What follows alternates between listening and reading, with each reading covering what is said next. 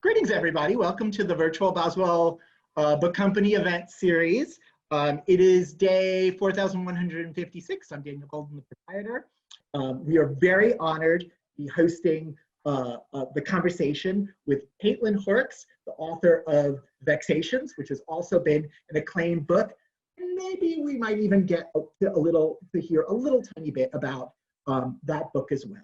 So with that said, Kathleen Rooney, Caitlin Horrocks, welcome to both of you. Thank you for coming and thanks for us being part of the virtual tour. Thank you. Thank you so much. Thank you, Daniel, for the introduction. Thanks to everybody who's here. It's fun to see some of your faces on the camera. That's very cool. Thanks to Caitlin. And so format for the night, I was going to read just a little bit from the novel, and then Caitlin and I are going to have our conversation, and then we'll answer your questions too. So thanks for being here. And I think what you need to know about the book is kind of contained in the title, in that it is about two real-life historical figures from World War I, one of whom is Cher, who, as you can see, is a pigeon, and one of whom is Major Whittlesey, who is the soldier. And so I think sometimes the title can make it sound like it's like a buddy comedy or something, like these two are together the whole time, like having adventures, but that's not what it's like, really. It's sort of about each of their lives before World War I, when they encounter each other in 1918 in October in the Meuse-Argonne forest, and then after that encounter, how their lives diverge and how they try to recuperate normal existence after a war, which turns out not to be possible. So the structure of the book alternates point of view. It goes first-person pigeon, first-person soldier, back and forth. And that's part of why I'm so excited to be in conversation with Caitlin, because her book, The Vexations, is about Eric Satie, and it also uses like a alternating point of view structure where you hear from different people, and I think that's cool. So I'm gonna just read a little bit from chapter 4. If you have your book, you can follow along. And it's from the Whittlesey section. So we're gonna hear from this soldier about his life and childhood in Wisconsin, because I'm excited to be in Milwaukee, and so I thought I would share the Milwaukee, or rather the Wisconsin part. And he's from Florence, Wisconsin. I don't know if anybody knows Florence, but it's way, way up in the northern part of the state. And so that's what I think you need to know. So here we go. You stand out because of your suppressed nervous temperament, my mother told me one day when I came home complaining about school. The teacher always called on me because I always knew the answers, and I didn't want the other pupils to despise me as a know-it-all. I understood even then that when my parents described me to their friends as sensitive and bookish, those were not meant strictly as compliments. I was born January 20th, 1884, and raised for my first 10 years in Wisconsin, the second oldest of 6 boys. I had a brother, Frank, named after my father, who died at his first birthday, so I was for all intents the eldest. I loved my brothers, but Annie Elizabeth, my only sister, was my dearest friend. 2 years younger than I, she was sweet and kind and equipped with a poetic sense of humor. Nobody got her jokes the way I did. What do you call a sheep with no legs? She asked one afternoon as we walked home from the one-room schoolhouse beneath a cotton-balled blue sky. There was no way to predict her punchlines that refused to behave like punchlines. A cloud, she said. As cryptic as it was, we fell to the ground laughing and had to pick leaves from each other's hair when we stood up again. My family moved back east the year of Annie's death. Just shy of her 8th birthday, she was cut down by the black diphtheria epidemic then scything the North Woods. We moved not to get away from bad memories, though that was a benefit, but because my father had taken a job as a General Electric purchasing agent.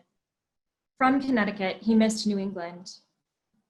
Ours was a well-heeled family, and we fit comfortably into the Western Massachusetts ethos with its belief in hard work and duty and hell and damnation for those who sinned, though this last was mildly expressed in our Unitarian household. My father is silver-haired now, but still straight of spine. My mother's eyes are blue as steel. Growing up, I never asked them for permission to shoot birds as all my brothers did. Remember, son, that this is not a toy, my father would say each time he held out the muzzle-up family rifle to their eager hands. I have learned few enduring truths in my too short, too long life, and here is one. If something must be stated repeatedly, ritualistically, then it is almost certainly not true. The gun is a toy, as much for grown men as for foolish boys.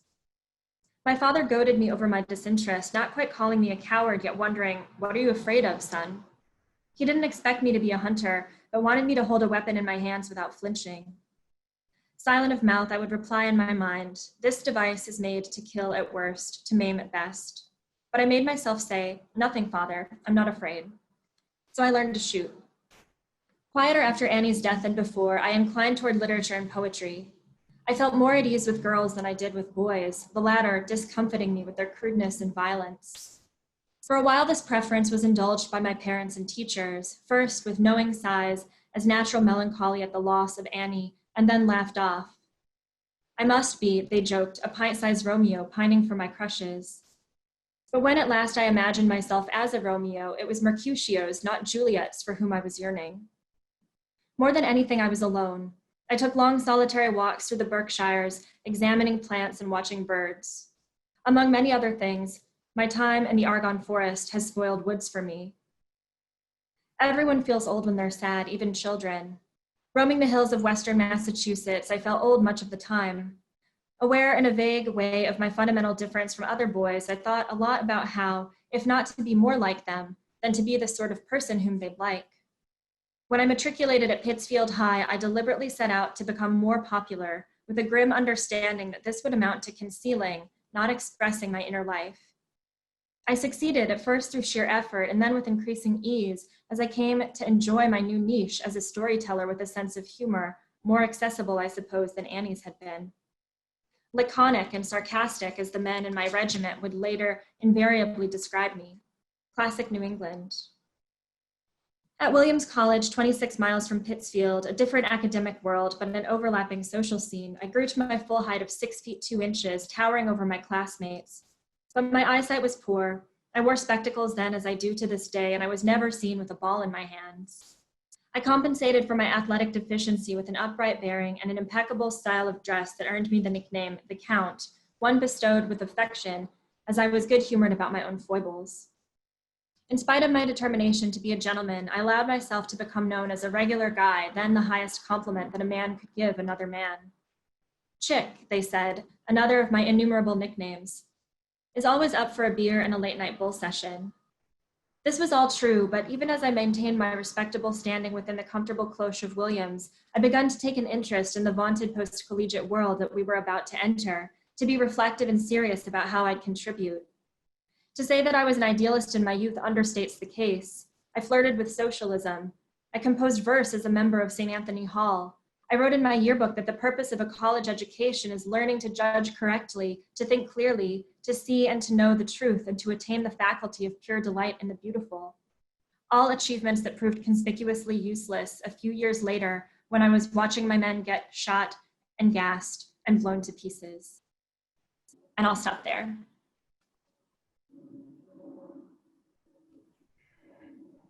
All right, I thank you so much for sharing that passage. Before I dove into questions, I just wanted to say briefly, I first read this book on a plane on New Year's Eve, back when you could like be on a plane, and I should have appreciated it more at the time. This particular plane ride, I was in a totally foul mood. Somebody was eating something incredibly disgusting smelling behind me. There were like multiple wailing children. It was just, not a great scene. But I was just in this book, just completely. That it's so beautifully written, and deeply observed and deeply felt, and really kind of firing on all levels.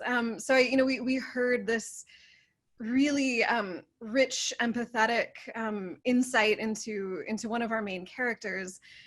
There's also long stretches of time where just I was totally concerned with just survival and the suspense of who's going to make it to the next day or the next night, and who are they going to be once they make it there. And then the Cher and me passages, this consideration of what it is truly like to be an animal, and what it is truly like to be a creature with a particular set of skills that has been co-opted for this human conflict that exists completely outside of any kind of meaningful context for the birds. So it's this really just gorgeous, immersive, wonderful book, and I'm happy to be here with Kathleen. Could you, so I know from a previous interview you did with BookPage that you first kind of ran across Jeremy in one of your students' poems, which is wonderful, and then researched it. So yeah, if you could just talk about kind of at what point did you realize you had a book here? Yeah. At what point did you realize kind of who the book belonged to? Yeah, good. Thank you so much for that intro, and it means a lot that you liked it, and because I admire your work so much. And so I think I realized, so this is in like the author's note, and I've talked about it before, but I do always like to give credit where it's due. And so every time I talk about the book, I say my student, Brian Michich, who was a student in my Writer as an Urban Walker class. So Lillian fans, it's a class all about walking, and he was a student in it. And he just had this throwaway line about an old guy sitting on a bench surrounded by pigeons. And then this parenthetical that said, "This was no Cher story, look it up." Because I always tell my students to look things up. And he, I don't know if he knew where it would send me, because I did look it up. And at first it just sent me to Wikipedia. And I think I've always been sort of a fan of the elements of this book. Like I've always loved pigeons. I think because they're a city bird, they're so magnificent. I think they're beautiful because nowadays people don't like them as much. So I like to root for the underdove. And then I've always really been fascinated by World War I. And so I think when Brian told me to look it up and I found this story that I'd never heard before, I was, I guess, like humbled. I thought I knew so much about these subjects and I didn't know what I thought I should know. And fascinated. And so just for those of you who haven't read the book or don't know the story, Cher is stuffed. She's in the Smithsonian and she's like the most famous war pigeon, arguably, because of this one thing that she did, which was in early October of 1918, in this battle of the Meuse-Argonne Forest, there was a group of soldiers called the Lost Battalion who had gotten trapped behind German lines, and they were led by Whittlesey. And I won't go into all the tactical, strategic, military stuff. It's not that kind of book, but essentially they were at a thing called the pocket because they were totally surrounded. And there was a friendly fire incident where the Americans were trying to save them, but messed up and were shelling their own men. And so Cher is this pigeon who Whittlesey sent with the message to stop the friendly fire incident. And so, Caitlin, to your question, I think as soon as I heard that story, I knew that there was enough for a novel there and that I wanted to write the novel. And I think I knew very quickly that World War I, not as much as maybe World War II, has been done so much, like we've seen and heard so much about it, that I think to write about it, I needed a way to show it as it hadn't been seen that much before. And so I think I knew right away that at least part of the book had to come from Cher herself, because the obvious pun or the obvious corny thing to say is like a bird's eye view. But I think I really did want to give that bird's eye view, because we as humans like are surrounded every day by like evidence of our taking other sentient beings and bending them to our will. I think, I didn't see it as like a cute, like, ooh, first person pigeon, but as a way to talk about, I think, the bigger concerns of World War I of, like domination and imperialism and the way that it extends even to non-human creatures. So something I've been thinking about, I suppose this is always true of historical fiction, but maybe especially when you're writing about a particular conflict. And I think World War I for us now kind of almost automatically reads as this sort of point, the vast loss of life to maybe no particular point, or just a lot of bad, futile decisions.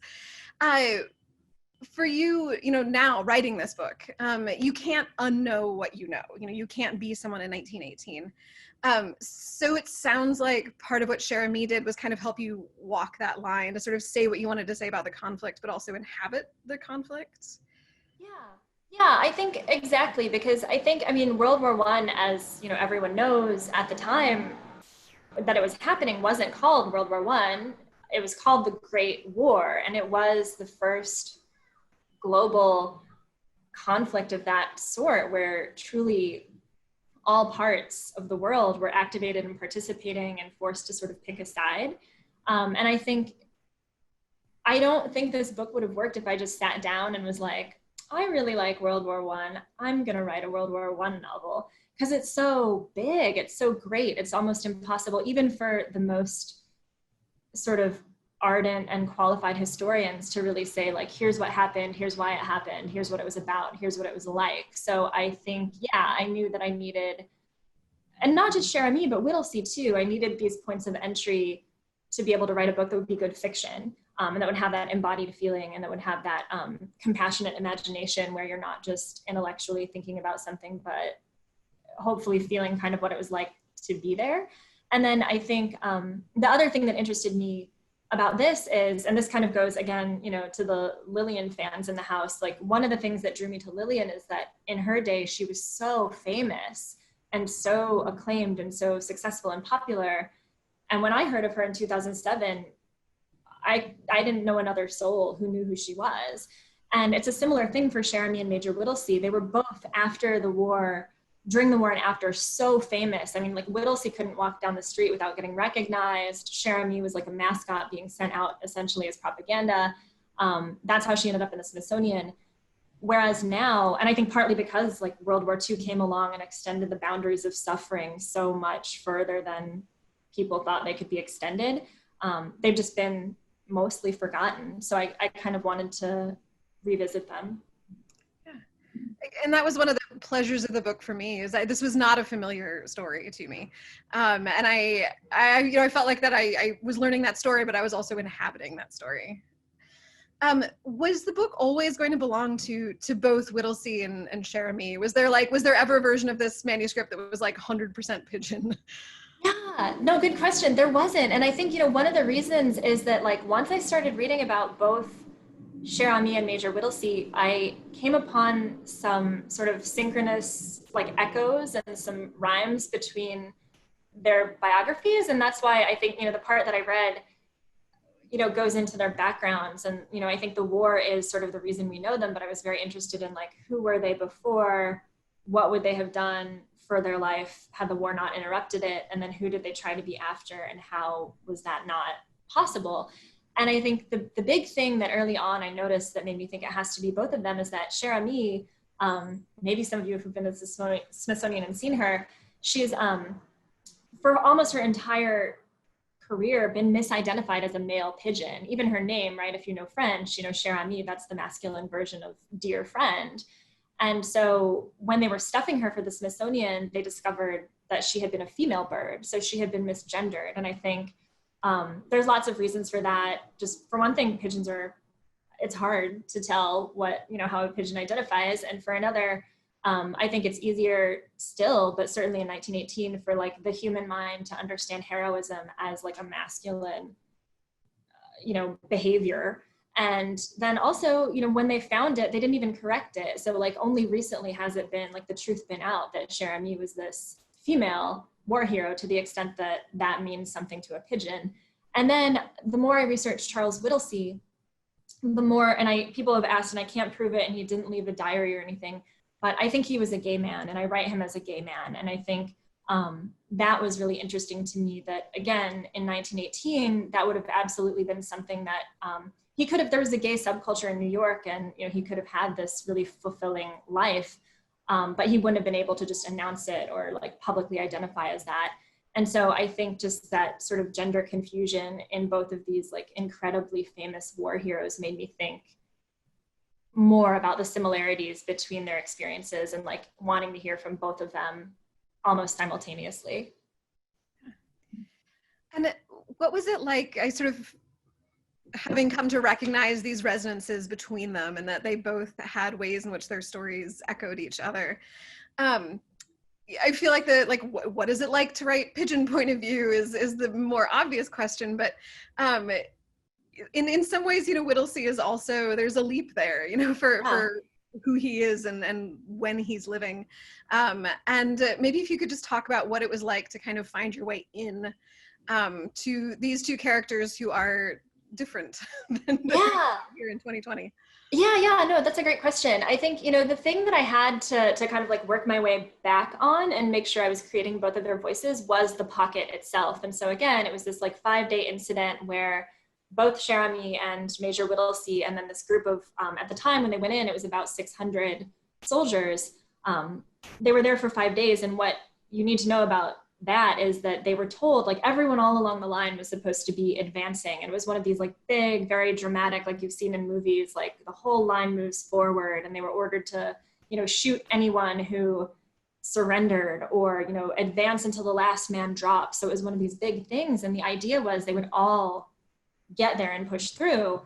But what happened is everyone else fell back except the Lost Battalion, who made it. And so I knew that both Cher and Major Whittlesey had spent these 5 days where they'd been told not to bring extra supplies, right? It was like, you'll push forward, we'll hook up the supplies, you'll have food, you'll have blankets, you'll have clothing, you'll have water. And none of that happened. And so in addition to being tormented by the Germans, they didn't know if anybody knew where they were, and they had like nothing to eat, no water. It was rainy. I mean, it was like, it's hard to imagine the misery of that, but that's where I started imagining, like, how would a pigeon experience that sort of abject state of uncertainty and like physical suffering, and then how would a human experience it, and then sort of walked back from there. And I think that, you know, if you get the book, you'll see I do this thing where each chapter starts with kind of the same sentence or two. So like Cher and me will say a thought, and then Whittlesey will echo that thought, and then you'll get to hear kind of the same incidents from both of their perspectives. And I guess the thing that I was hoping to do a lot of stuff with that, and I hope readers will do with that what they think makes sense, but just this idea of how any point of view outside ourselves, like, it is a big leap for me to write as a gay man in 1918, and it is a big leap for me to write as a pigeon ever, but like, to go outside yourself at all is a big leap. And I'm not saying, you know, in 2020, facts matter, truth matters, we can determine the truth, but, you know, no two people experience the same incident the same way. And so I think that gave me a lot of ideas for how to make it similar but different between their narration. And I do, the book as a whole, I mean, it has really wonderful contemplative moments. It has wonderful touches of humor. I don't want to like come down too heavy on the suffering angle, but that time in the pocket is harrowing. That section from both perspectives, and that is. I think that absolutely comes across, that sort of question of, you know, what is it like to be pinned down with no supplies, with no nothing, just sort of not sure, you know, who's going to be there the next day. And it's a really powerful part of the book. How did you go about researching for this book? And I'm sure that's a question you're being asked everywhere you talk about this book. And to add on to that, how did the book change in response to the research that you were doing? Yeah, that's a great question. I get asked about research all the time, and I love being asked about research because that's my favorite part of any project. I don't know if there's other researchers out there, but to me, the thing I always think about research is that it's the phase where like the project is perfect because it's all potential energy, and you're like, in this case, I was like, nobody's written this book before. I'm going to write the best pigeon war novel ever. And then you start leaving the research phase and writing, and you start seeing reality replace the ideal, and, you know, etc. So I think I love research because it's just so wide open. And so for the research, I early on, one of the first things that I did, and I think I'm really glad that I did, is I went to the Smithsonian and visited Cher. And I recommend to you all, if you're museum goers, when it's safe to go to museums, to go see Cher, because obviously pigeons don't leave behind any written record. Like, they don't use language and have literacy in the way that humans do. So I kind of saw her body as a text. Like, you can go to the museum and there's a little placard that explains her, but I think the World War I section in the Smithsonian is tiny if you've been there. I mean, World War I is huge, Julia Child's kitchen is huge, and then World War I gets this like tiny little cubby hole. So there wasn't that much explanation, but I felt like I didn't need that much explanation because just seeing her was profound, because like written on her body were her injuries. Like, this tiny pigeon, she lost an eye, she was shot through the chest, she was missing a leg. After she returned, they made her a little wooden leg, which is something that I write about. I think that's telling of how important she was, is that mostly they just let pigeons die, but in her case, they gave her a wooden leg. And so they have her there stuffed, and like, you can see she's missing a leg, and there's just something I think that was my favorite part of research, was like the profundity of standing there with the actual bird, with her actual injuries, and thinking like, okay, how did that feel to be her? And then, you know, all the other research was with Whittlesey. Like, he was interesting because he was sort of, as depicted there, very taciturn, very stoic. People admired that about him. He was humble. He didn't talk a lot about himself. He always threw attention to his men, etc.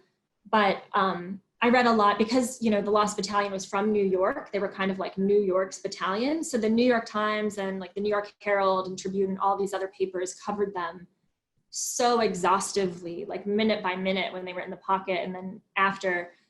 So I think reading a lot in the newspapers and seeing how he was presented, and then thinking too, like one of the things that I was interested in and I tried to get at with my research and then the writing was the way that once the government gets a hold of you as a symbol of something, like you're no longer your own person, or like your facade becomes what people think you are. And so I was really interested in sort of trying to get into what was said about them from like a media perspective versus what it might have really been like to be them. So the research focused a lot on that.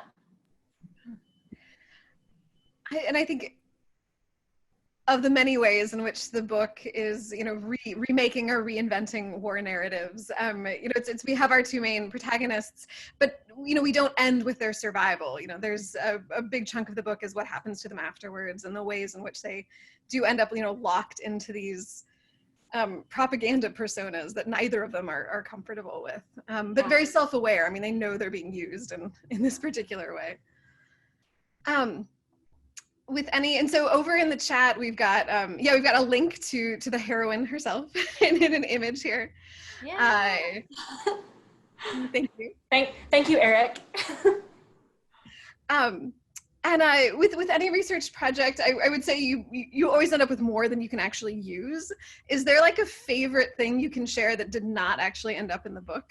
Yeah, and the sunlight's chasing me around the room, so I'm just like moving. Here we go. Yeah, so like the favorite thing that I found that didn't make its way into the book was a lot of the stuff about what happened to all of the actual members of the Lost Battalion after, because I mean, you probably can gather that it was a huge tragedy, and so 600 men walked, you know, in during this advance, and at the end of it, when they were finally rescued, only 194 survived. So it was really bad. It was not that many.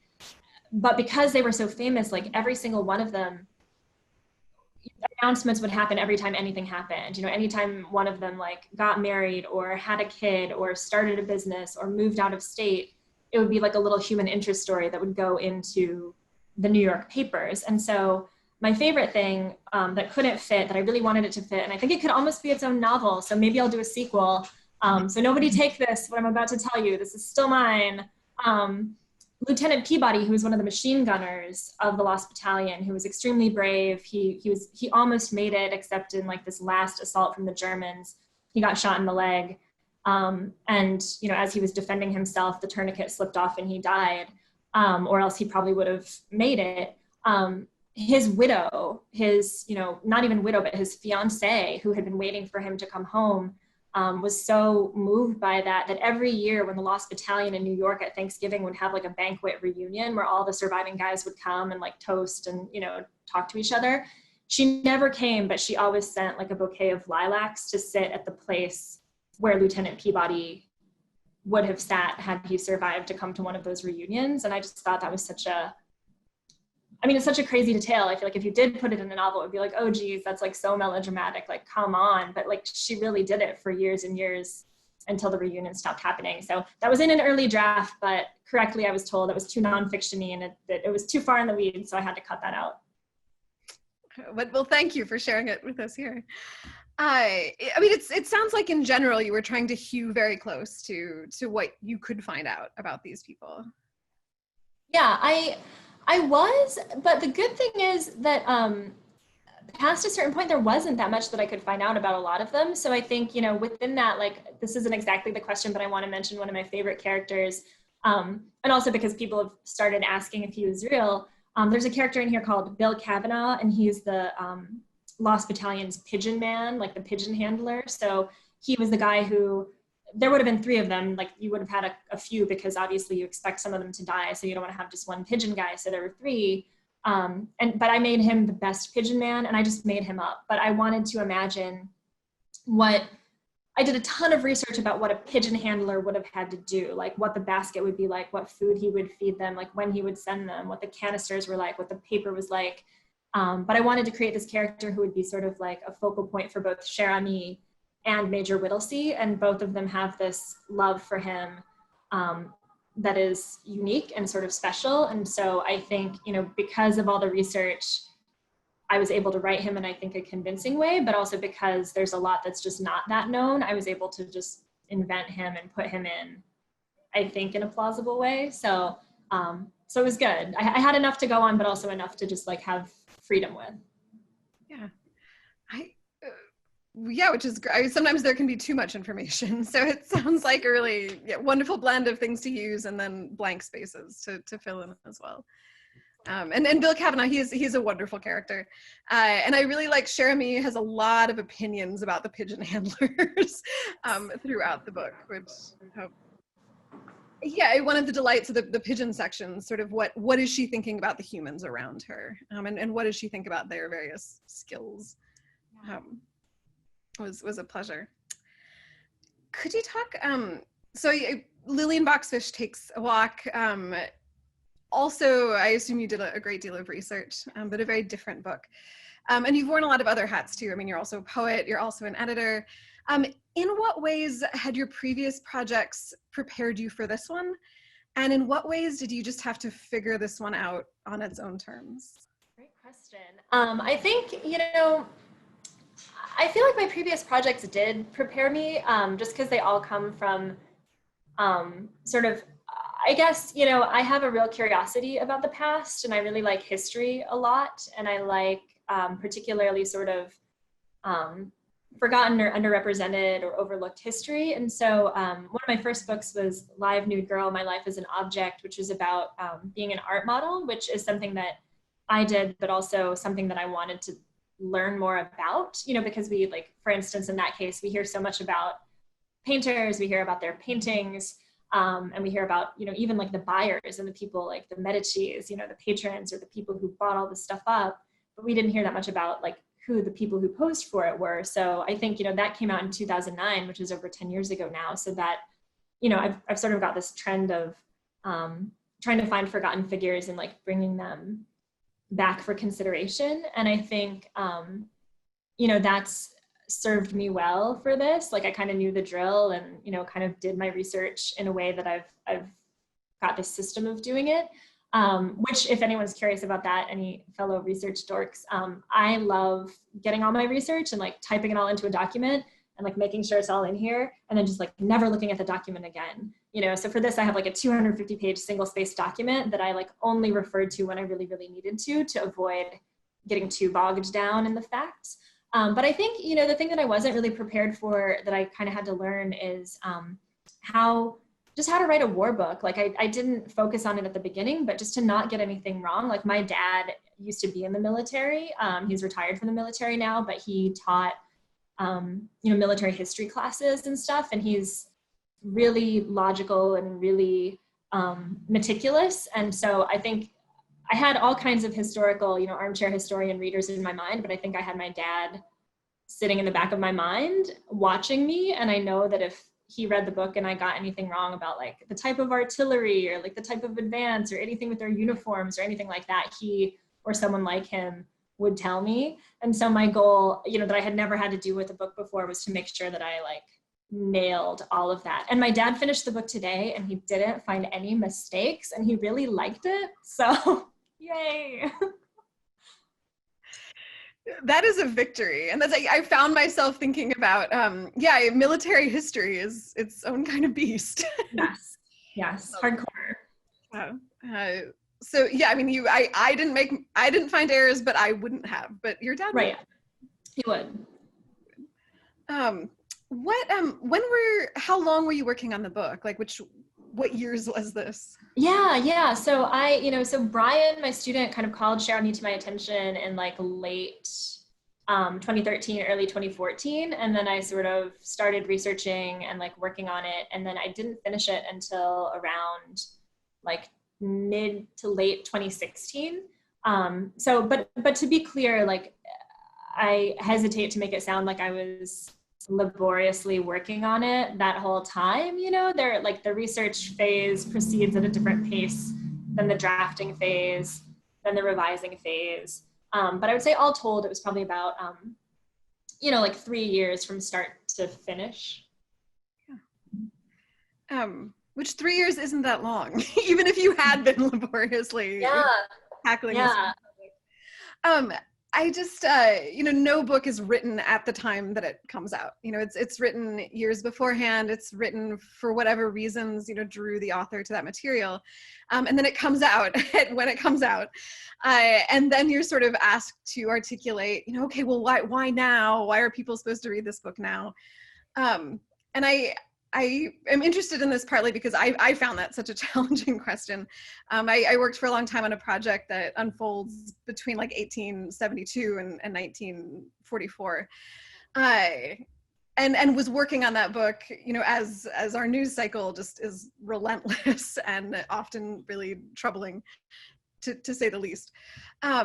So could you talk about, what it was like to be sort of living in, 2014, 15, 16, going to 1918, and then what it's like to be in 2020, putting this book out into the world? Yeah, I mean, it's I don't know, in a word, if I had one word, I'd say weird, but I think it's always weird because like you say, you're writing, especially when you're writing about history, there's something so quirky and idiosyncratic about being a historical novelist or being on a historical project, which is just like, I think for me, and I don't know, Caitlin, maybe you could speak to it too, like, first and foremost, it's just like, I'm interested in it. Like, I didn't want to write a World War I book because I saw some kind of like earth-shattering resonance between 2014 and 1918. Like, I actually didn't like at all. I just thought it was a really good story.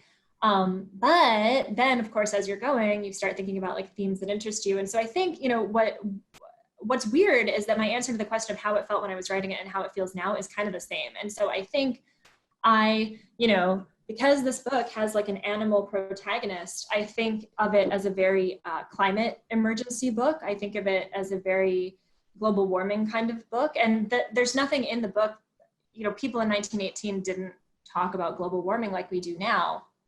But I think I'm really, really concerned about the future of the planet and the rate that we're going. And I think that's a concern that animates me on a lot of levels. And so I think that's part of why I was really excited to write about a tiny animal in the midst of this like hyper object that was the Great War. And, also this individual, I think Charles Whittlesey was an immensely admirable individual, but he did, at the end of the day, he didn't get drafted. He enlisted, he signed up, he wanted to be an officer. And you could see from the part that I read that he didn't seem like the type of guy to do that. And so I guess I was when I was writing it, and now I'm interested in the way that we become complicit or party to things that we sort of hate, but might be powerless to stop in a way. But at the same time, I hope it's like kind of a hopeful book too. I mean, it's World War I, so a lot of people don't make it, but I think, hopefully by looking at it, there's resonances with today too that people find hopeful. And that echoes, so we have a question in the chat, and sort of a comment on this line. War stories are continually being put into perspective as we pass the 100th anniversary of World War I. It seems looking back to that time is more important than ever. And I think that speaks to sort of a lot of what you're saying. You were not drawn to this book because this year speaks to this year in this perfect correlation, but certainly this time speaks to us still. And then a question here from Judy. Did your walks around Chicago neighborhoods inspire you to look more into pigeons and the positive aspects of pigeons? They're usually thought of as pests by so many people.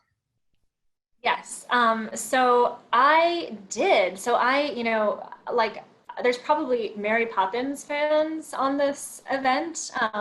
I love the Disney movie Mary Poppins. The book's good too, but the movie is what I'm thinking of to answer this question, where, you have Mary taking the children out into the city of London, and they stop by St. Paul's, and there's Feed the Birds, right? That iconic song, Feed the Birds, tuppence a bag. And I think even as a kid, I loved that and was drawn to cities, and they're feeding pigeons. And I was like, I want to go to St. Paul's and feed the pigeons.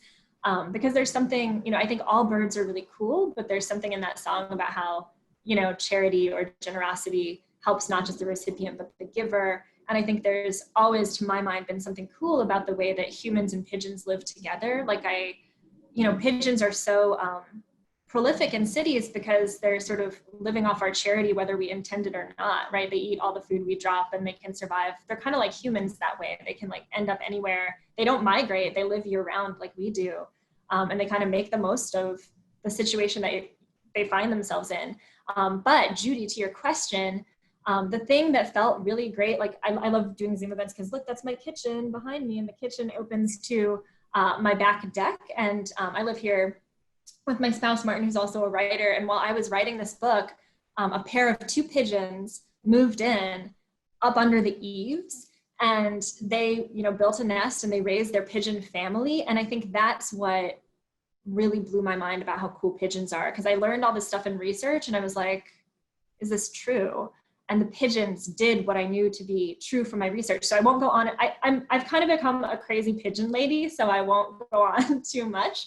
But my favorite pigeon fact that was corroborated by these pigeons, who we named Coup d'etat and Walter Pigeon, and we named their babies Molly Wingwald and Feather Locklear, just because. But pigeon couples are really egalitarian in their parenting. And so they take turns and shifts, like the, father pigeon will sit by day and the mother pigeon will sit by night, and they'll take turns going out for food. And then the other crazy thing that made me just really impressed with pigeons is that both the male and the female parent produce pigeon milk, which is not, not like mammals produce milk. It's in their throats, it's in their crops, and it's this substance that exists just to feed the young.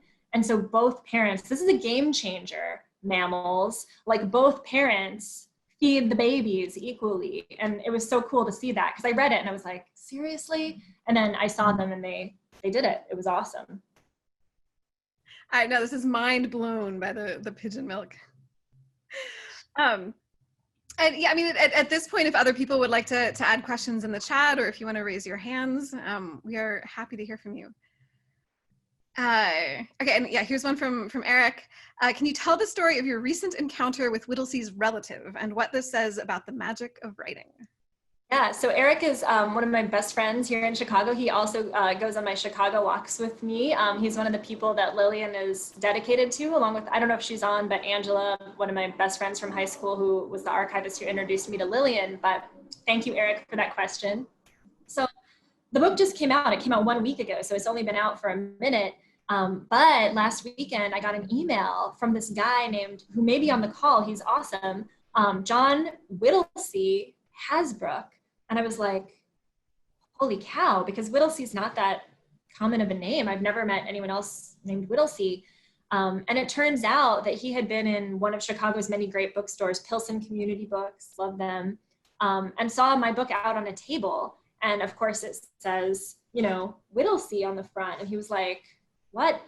So he picked it up and he realized, that growing up as a child, he had been told by his older relatives, you have a war hero in the family. Your great-great-granduncle Charles was a great hero in the Great War. And, he was a kid, so he didn't register it as much. But later now, as he's older, he's been getting more interested in sort of genealogy and family history. And so he knew a bit more about Charles Whittlesey. And so he bought my book and took it home and started reading it. And he emailed me over Facebook when he was only 100 pages in. And I was so nervous because I didn't think, I won't do any spoilers about what happens to Whittlesey, but my understanding was that he didn't leave direct descendants, and he didn't. So this is a distant relative. So I didn't expect to hear from any relatives. On Lillian, I worked with Tony Antolini, who was Margaret Fishback's son, but on this, I didn't think anyone was available. And so I was scared that he might not like it, because when you write about somebody's relative, even though I think I've written him as a hero, it's weird to have somebody come and take over that sort of family story. But long story short, as Eric says. He loved it. He's 100 pages in and he's like, I loved it. And we kept corresponding over the course of him finishing the novel, and I was so nervous that I would do something wrong or mess it up. But he loved it. And now, and also we got to meet. Like I came to Pilsen to sign copies. I've been going on this socially distant book signing spree. I've been to 18 Chicago bookstores and signed copies. So he came by when I was at Pilsen, and I met him. We elbow bumped, we like waved beyond our masks. And he's a musician. He gave us his albums, and so we hope, to be his friend once the pandemic's over. We'll hang out and go hear him play music or something. So I think, yeah, to Eric, your question, I think that's magical. I think, you write a book and you don't know what's going to happen and you don't know who's going to read it, but you sort of put it out and see what you catch. It's almost like a trap, like a benign bear trap, and you don't know who's going to get like caught by the claws. Were there other, so that moment of sort of terror where you find out like, oh my gosh, my main character has this relative who may be about to say something approving or something disapproving, and sort of navigating family, you had to do that with Lillian. Were there other kind of voices you had to ignore or silence over the course of this book? Were there other sort of moments of worry like that? Yeah. And I think, with that disquisition on bookstores too, I should say, our links to our books are in the chat. So buy Caitlin's book, buy my book. If you don't want to buy our books, buy a book, support your independent bookstore. They're awesome, help them out. But yeah, the other voice, I wouldn't say it was like any kind of malignant voice, but I'm a member of all these different groups online of like pigeon and dove rescue. Like I don't personally go out and like save the pigeons and doves, but I follow them and I give them money and stuff. And one of my favorites is Palomacy. It's based in the Bay Area, but they're nationwide, and they do a lot of like urban pigeon rescue. Like if you find a pigeon and it needs help, you can call them. And they also save and rehabilitate pigeons who are like fleeing the racing industry, because there's still like a pigeon racing industry. And as you can imagine, like with horse racing and like with other human sports that exploit animals, like once an animal loses too many times or becomes too old, it becomes not valuable, and so they're often discarded. So they save a lot of those birds. So anyway, I'm a member of all their groups because I love seeing all the cute pictures of the pigeons and hearing about the pigeons who got saved. But these people know tons about pigeons, and so they were in the back of my mind, kind of similar to the military historians. I didn't want to write anything that would get the pigeon, quorum to think that I didn't know what I was talking about, or to like throw them out of the reality of it. And so far, nobody's told me I got anything about pigeons wrong. But here's this other crazy thing, one more story, kind of about all this stuff, is that, like I said, my dad, read this book, and he's kind of like a classic, like, strong, silent, still waters run deep, not very demonstrative Midwestern dad of a certain era. And so I don't know that much about him. I just like don't know that much about my dad. But after, he started reading the book, he was like, did you know that I raised homing pigeons for 5 years from junior high through high school? And I was like, no, I didn't know that. Like, I had no idea. And like, he knew I was writing this book, and he like never told me. But he told me after he read it, which was so great. So I saw him on Sunday and we caught up. He had a pigeon. His favorite one was one named Lucky, who would apparently like go like land on his arm when he was working in the yard and stuff. So books, they're magic. It's crazy. No, this is reminding me that I need to get a copy of this into the hands of a colleague who sort of meandered by my office one day and started talking about his like previous life raising pigeons, which I had not known about. So. They're out there, yeah. So a book for anybody, but especially like the pigeon enthusiasts among you. Caitlin, do you have any final questions? Anything to like bring it all back home? A little bit sort of what you said about Bill Cavanaugh. Is there a character in the book or an aspect of the writing process that nobody is asking you about so far, but that you're excited to share? Yeah, I think, I get asked a lot about, a lot, this is only the fourth one, so a lot, but about if Bill is real, and there's sort of Bill's counterpart, Cher as well, has kind of a pigeon love interest. And so I just want to give a shout out to the pigeon love interest. Like a character that I haven't talked about that much, but that I really liked writing was this pigeon called Baby Mine, who is this pigeon who Cher meets. And Baby Mine, she's a pigeon from America who's been shipped over, and they meet at the training center in France before they get shipped to the front.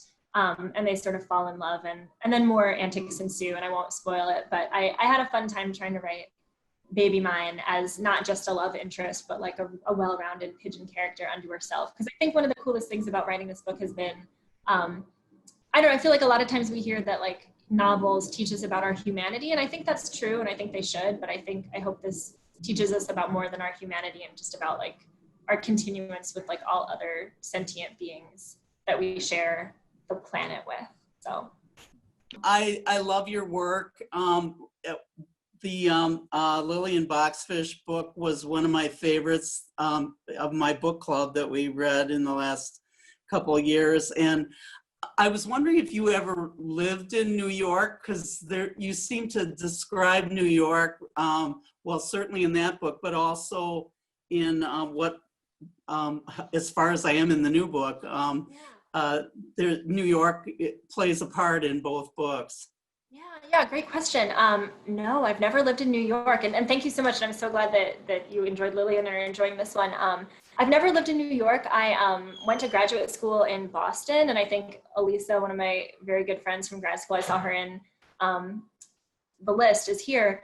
But one of the things about living in Boston at that time and being at that age when you can like kind of do more what you want and go where you want to go, there was the Chinatown shuttle bus where you could take from the Chinatown in Boston to the Chinatown in New York, a very, very, very cheap, big passenger bus. And so I did that a lot. And I think that was when I started, you know, really walking around New York City and becoming really fascinated with it and loving it as kind of this great American city. And I live in Chicago, and I would never pit the two against each other. But I think as a historical novelist, what keeps me coming back to New York City is in this era, the early 20th century, that I find myself fascinated by.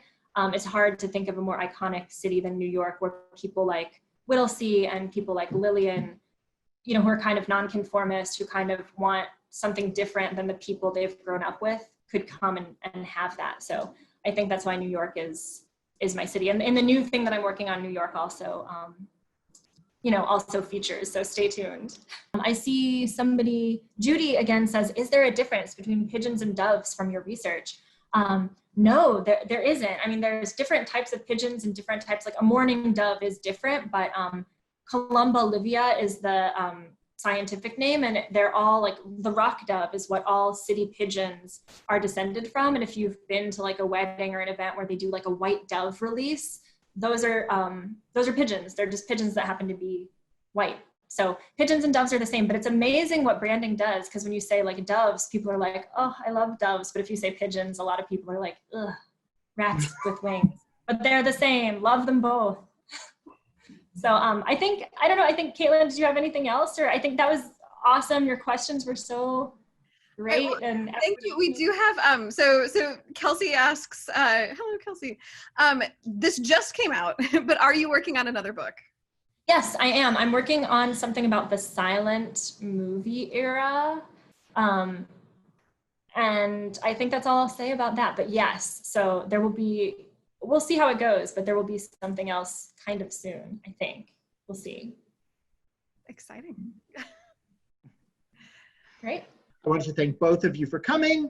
I wanted to thank all of you, because we wouldn't have a virtual bookstore without you, and hope to see you at another event soon. Thanks, everybody.